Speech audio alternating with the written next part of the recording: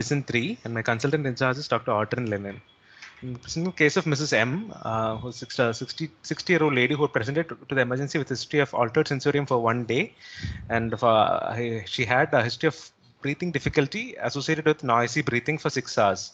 There's no history of any seizures, loss of consciousness, or hematemesis. There's no history of cough or fever prior to this illness. She has probable underlying depression in view of bilateral knee pain, and she was not ambulant because of that, and she had debilitating pain. And she's also a known case of diabetes mellitus for the past 5 years on metformin therapy. On examination, she was drowsy but arousable. Her vital signs: her heart rate was 116 per minute, regular. Her blood pressure was 70 and was systolic with the cold peripheries. Her respiratory rate was 36 per minute and with a saturation of 64% despite giving optimum supplementation of oxygen in the casualty. JVP was not elevated. As I said, her peripheries was cold and there was peripheral bluish discoloration of the fingertips noted. Unfortunately, we don't have a picture of that. Her systemic examination showed so cardiac examination showed heart sounds were normal without any murmurs. Respiratory examination showed conducted breath sounds. Abdomen was soft. There's no tenderness. Pupils were equally reacting. There's no focal deficits noted apart from the drowsiness. So again, following that, the son had noted that there was an empty bottle of pesticide that was found bedside. So she had gone to sleep, the morning she was noted to have altered sensorium with worsening breathing difficulty and noisy breathing. So they had brought the container, and this is the picture of the container that they have brought. It was the compound was nitrobenzene.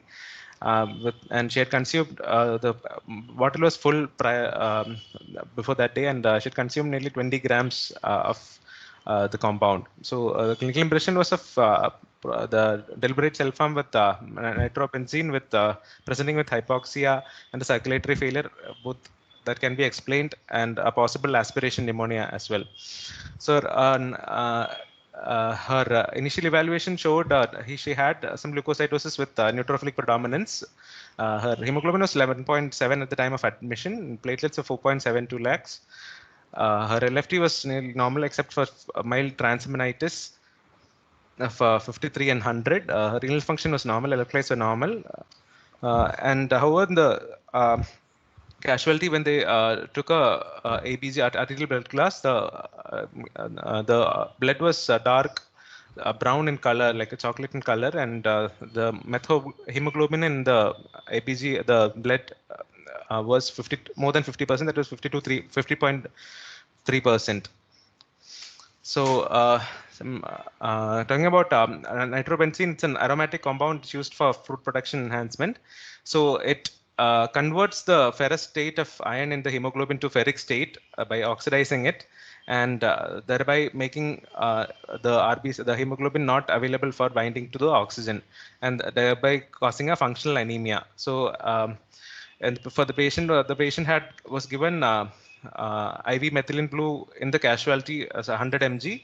That is based on the weight-based dose that was given, and she had improvement in terms of oxygenation. And subsequent ABG showed drastic improvement from 50% to 9%, subsequently less than 2%. So when a patient comes with chemically induced hematuria, we should recognize it as a life-threatening condition, and it requires immediate and definitive management. The management involves general management of reducing toxins, systemic absorption with gastric lavage, and using activated charcoal, induced vomiting.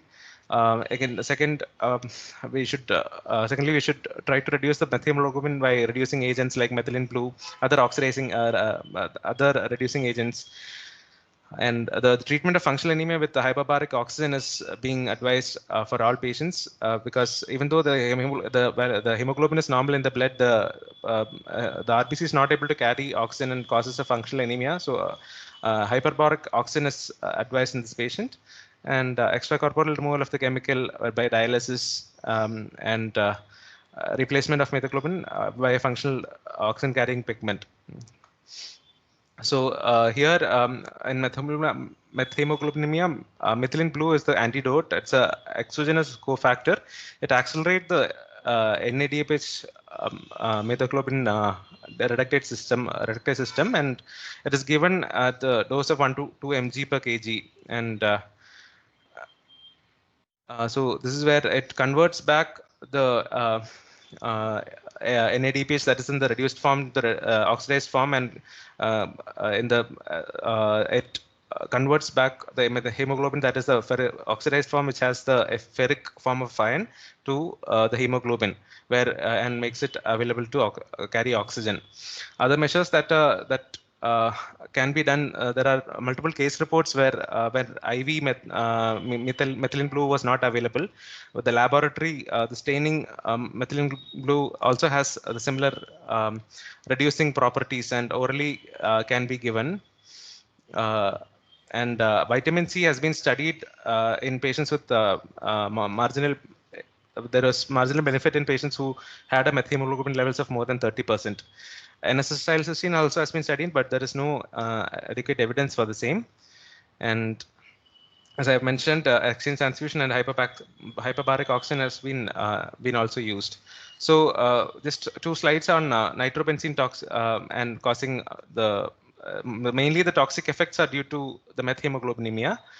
Um, so if the levels of methemoglobin is up to 20%, they'll have cyanosis, headache, dyspnea, chest pain, tachypnea, and tachycardia. Levels from 40 to 50%, they can have confusion, lethargy, and metabolic acidosis, which lead to coma, seizures, and bradycardia. And more than 70% are nearly fatal. So when do you suspect chemical methemoglobinemia? A history of chemical ingestion, a characteristic smell of bitter almond, that is that of the poison smell, and persistent cyanosis on oxygen therapy without significant cardiopulmonary disease, as in our patient did not have any cardiac findings or significant respiratory findings, but having profound hypoxia and cyanosis. When patient has a low arterial oxygen saturation with a normal ABG, and the blood on inspection has a dark brown color and turn brighter on shaking, and the levels can be again analyzed in the ABG or can be done in the lab with a spectrophotometer. And further, you can also do a urine nitrophenol or p-aminophenol, which are the products of nitrobenzene. So the patient was continued after the first dose of methylene blue, and since the levels came down, she was continued on the vitamin C at 1 gram, and it was had required intubation, and she had developed a ventilator-associated pneumonia, but has now recovered. She developed late onset hemolytic anemia, part of nitrobenzene toxicity. Just wanted to present another case, a similar case that was we had seen yesterday as a obstetric consult a patient, 35-year-old doctor who had a known case of immune thrombocytopenia post splenectomy, was under remission, presented to CMC at 35 weeks, was had again found to have a relapse of ITP, was prescribed again prednisolone 80 mg and dapsone 50 mg, following which she had improvement in platelets. But then when she was admitted for induction of labor in the casualty, she was found to have a low saturation of 90%, and she was requiring oxygen. And again, on examination, she did not have any cardiopulmonary disease. Her again, but saturation was only 90%. Again, on evaluation, she had a hemoglobin of 7.9. So in this patient also, chemically induced dapsone is most commonly associated with drug-induced methemoglobinemia, followed by antimalarials like chloroquine, and anesthetics like benzocaine, nitric oxide. So dapsone is the most common drug associated with that. So we suspected the methemoglobin associated with dapsone, and it was withheld. And we had started the patient on vitamin C therapy, and saturation had improved to 95%, and she's doing well at present. So concluding the take-home points, the early recognition of the compound of nitrobenzene that should prompt the physician to give immediate therapy with methylene blue, because the emergency therapy is warranted, and the early therapy will avoid detrimental outcomes. The role of vitamin C and hyperbaric oxygen in the management of methemoglobinemia, and the need of serial monitoring of methemoglobin as nitrobenzene. They have potential of continued methemoglobin production, as seen in the first case where there was continuous there was elevated levels of methemoglobin of around 9% is into 1 week of the admission. And the last point again, as the second case showed, in patients who were started on drugs that can cause methemoglobinemia, when patients have features of hypoxia, consider methemoglobinemia due to the drug, and you can discontinue or change the drug. That's it. Thank you. Thanks, Jim. Audrey, anything to add on?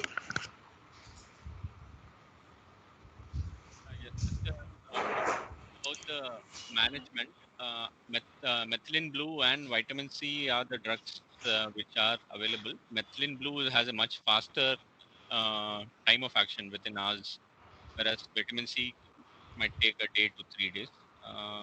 So methylene blue is the treatment of choice. Only problem with methylene blue is if the patient has underlying G6PD deficiency, it might precipitate a hemolysis. So especially patients who have methemoglobinemia secondary to dapsone, which is more common in patients with G6PD deficiency, it's better to know the G6PD status prior to starting the methylene blue. Thanks, Audrey, for the interesting insights. Does anybody else have any other questions?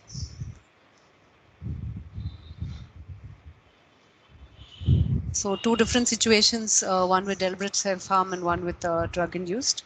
So thanks, Jim, for that presentation. And we'll next go on to the presentation from Medicine 2 by Rhoda.